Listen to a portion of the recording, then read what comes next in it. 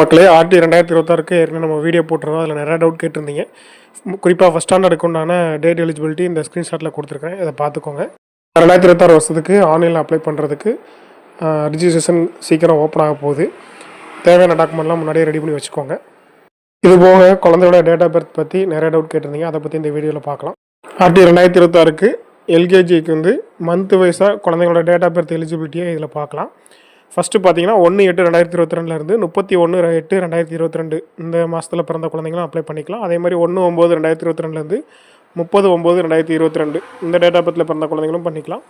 1/10/2022 31/10/2022 இந்த கேப்பில் பிறந்தவங்களும் பண்ணிக்கலாம். ஸோ இதே மாதிரி டிசம்பர் 2022 பிறந்த குழந்தைங்க, ஜனவரி 2023, பிப்ரவரி 2023, மார்ச், ஏப்ரல், மே, ஜூன், ஜூலை 2023 வரைக்கும் பிறந்த குழந்தைங்க இந்த வருஷம் ஆர்டியில் சேர்த்துக்கலாம். இது போக ஏதாவது டவுட் இருந்தாலும் நீங்கள் கமெண்ட்டில் கேட்கலாம்.